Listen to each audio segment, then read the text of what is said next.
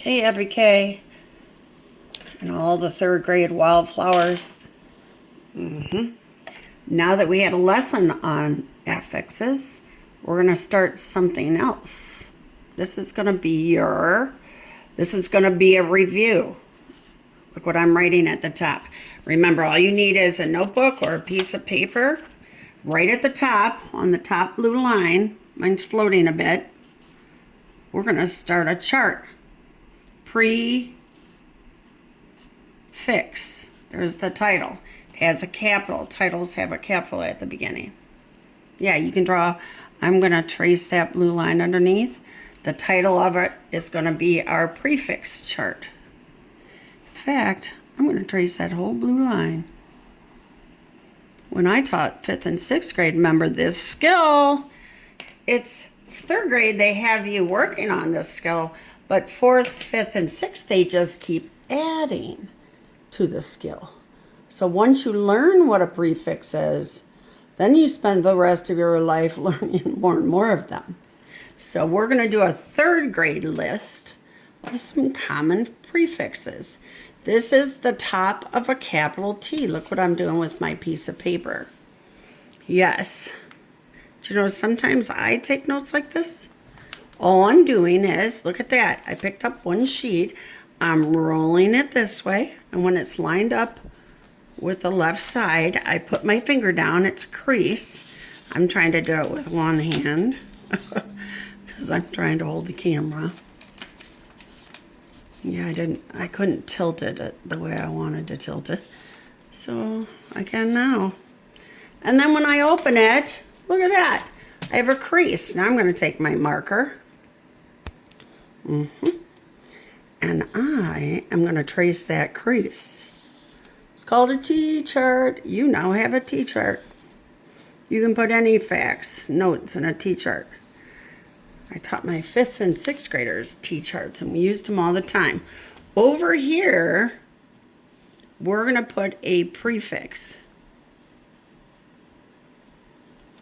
I wrote the word prefix and what it means.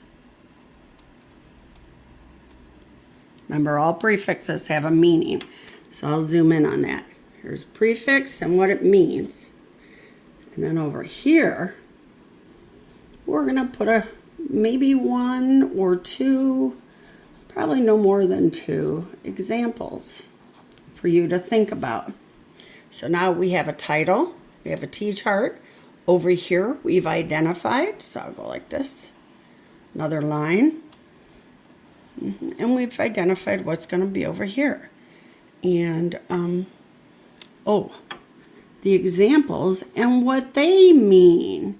Remember, when you put a prefix on a root, they change the meaning of the word. I'm not going to use marker anymore. That's too hard to read. I'll give you a minute here to catch up. So what you did is wrote prefix. You're taking notes. You're taking notes like my 5th graders. And then when I taught 6th grade, same thing. I just had different information, more information. You could use this for college, high school. I'm teaching you a skill. So the very first prefix I used to teach. Now I'm going to put a bullet point. That's what that dot's called. And I'm going to give you some of the very basic ones. We're going to start at the beginning. Re. I put a little dash next to re. You know why? Because this is a signal. That's where the root word goes. And it means again.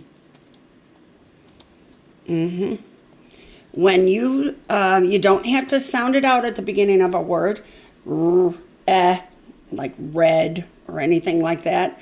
You just say re. Re means again. So we're going to read. If you need to decide what that word means, and you will need to, you look at the root word. That goes first. So you need to read it. I'm going to put the word it. Again, definitions don't just have keywords. They have those little ones. Read it again. Reread.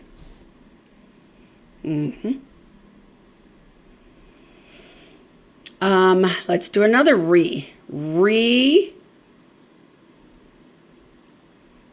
V-I-E-U.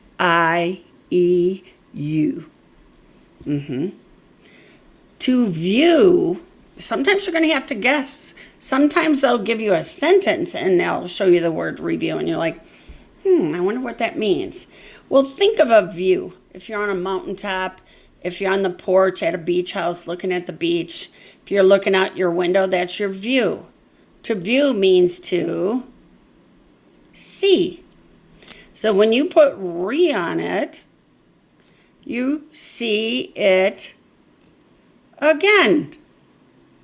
So if you have to review some spelling words or some science words, you need to see them or to look at them, that's another word for see, again. If you have to go back and find the answer in a social studies book, you need to read it again. Maybe you read it in class or with a partner, and you have to read it again. When we put re on it, yeah. Well, here's another one. I'm going to make a list right here. Un. Yep. In. That one's tricky. I don't know. I'm going to include it, but I'm starting to change my mind. Un, in.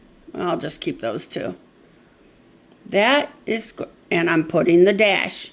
Remember, prefixes go on the front. If you need to remember that and you're forgetting, let's put the word front.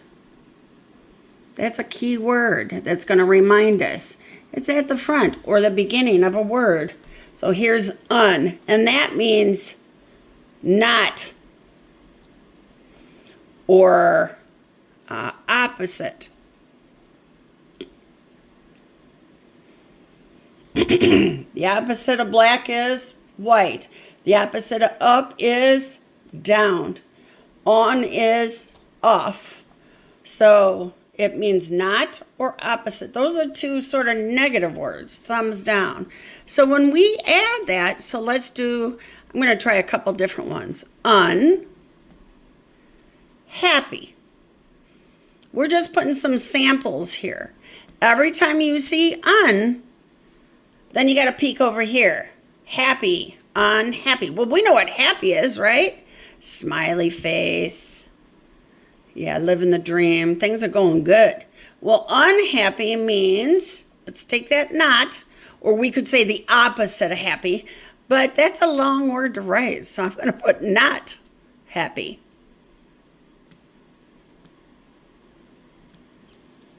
Not happy.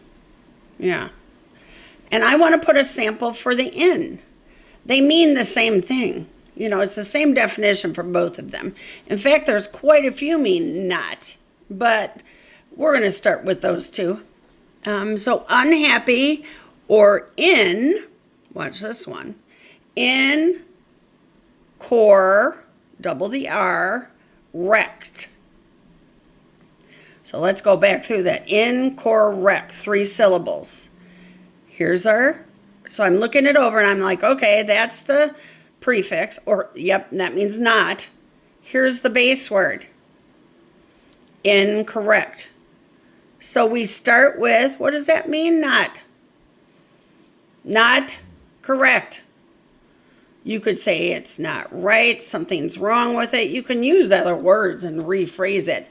But we're going to stick to that word, not correct. Yeah. My answer was incorrect. The new girl was unhappy on the playground. She didn't have any friends.